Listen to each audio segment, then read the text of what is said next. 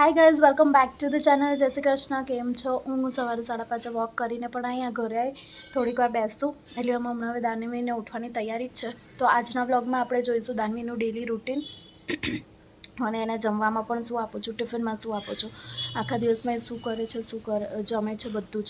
દાનવી અત્યારે 2.8 મંથ્સની છે, 2.8 યર્સની છે.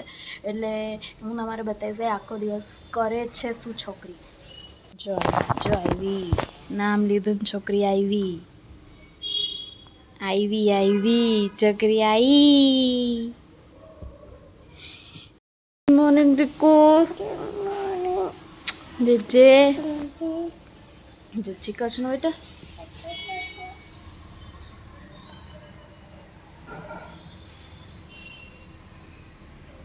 જैसे कर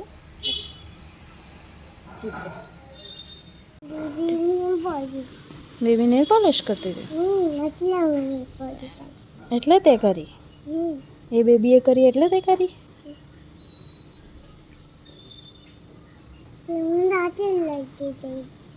હે બતાય કઈ કરી. અરે વાહ. કાલે અમે ઝુડિયોમાં ગયા હતા તો નેલ પોલિશ કરીને આવીએ એમ. ત્યાં કોઈ છોકરી કરતી હશે ને તો એને જોઈને મેં પણ કરી એવું કહે છે.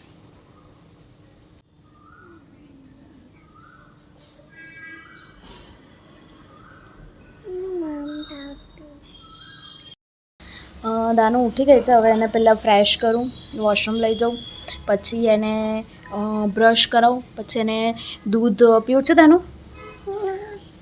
શરબતવાળું પીલા ને એ કોઈક વાર દૂધ પીવાની ના પાડે તો અને કોઈ દિવસ જબરજસ્તી નથી કરતી અને જે ખાવું હોય ખાઈ લેશે. હું તમારે કહું કે શું ખાવાની છે. તમે શું કરશે? બ્રશી કરવી પડે.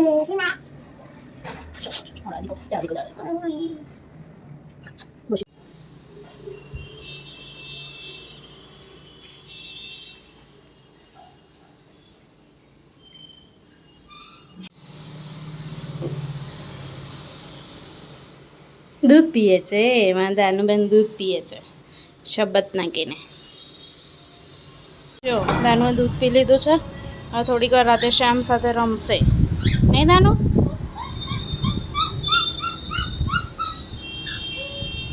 અને પછી હું એને ફટાફટ નવડાવીને પછી રેડી કરી લઈશ. દાનુના ટિફિનમાં આજે પાસ્તા બને છે. તો આ કાંદા અને કેપ્સિકમ મેં સાતડી દીધા છે અને આ ગ્રેવી રેડી છે. આ ગ્રેવીમાં મેં છે ને ટામેટાં, બીટ, ગાજર અને 2 વોલનટ્સ અને 2 બદામ એ નાખીને મેં પહેલાં કુકરમાં બાફી દીધું હતું અને પછી એની ગ્રેવી બનાવી દીધી ને આ બાજુ પાસ્તા કરવા મૂક્યા છે. હવે ગ્રેવી અંદર એડ કરી લઈએ.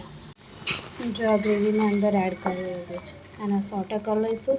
પછી એમાં થોડુંક મીઠું અને ઓરેગાનો, બસ હું એટલું જ નાખું છું, બીજું કશું એડ નથી કરતી.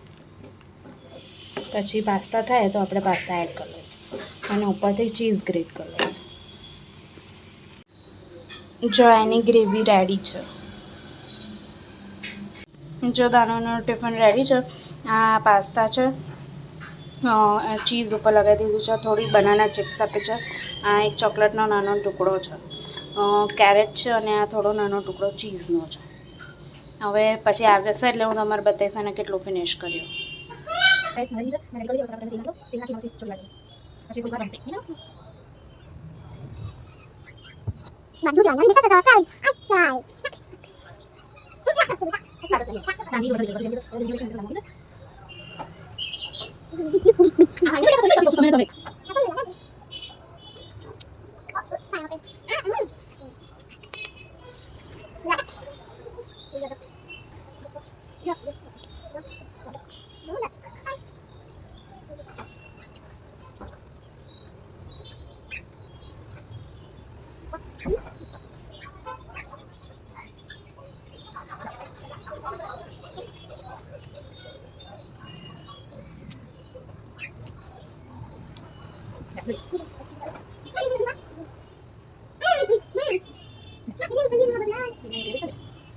બાય.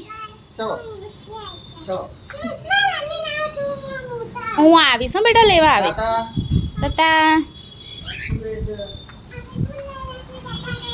બધું ફિનિશ કરીને આવજે. હા, આજે એના પપ્પા એને મૂકવા માટે જાય છે.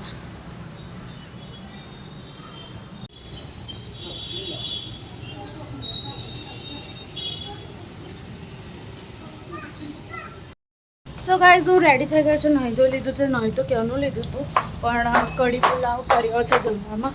ને દાનુને સ્કૂલ લેવા જાઉં છું. મૂકવા તો નથી ગઈ આજે, પણ એને મને કીધું કે મમ્મા મને લેવા માટે આવજે, તો હું દાનુને લઈને આવું. ચલો સ્કૂલમાં જઈએ. દાનુબેન આવી ગયા છે અને એમનું ટિફિન થોડુંક રહ્યું હતું. કેરેટ નહોતા ખાધા, હમણાં ઘરે આવીને ખાધા. થોડા પાસ્તા રાખ્યા હતા, એ પણ એને ઘરે આવીને ખાધા. એ કહે છે ચિપ્સ નથી ખાવી. દાનુ જમ્યા વગર જ સૂઈ ગઈ છે. એ ઉઠે પછી તમને મળું. દાનવી ઉઠી ગઈ છે જો આ રહી. અને એને છે ને શું કહેવાય, જમી પણ લીધું છે. અને જમીને હવે પેલી નીચે છોકરી જે રહે છે ને એની ત્યાં એ કહે છે રમવા જવું છે, તો થોડીક વાર હું એને ત્યાં લઈ જાઉં. મળું તમને.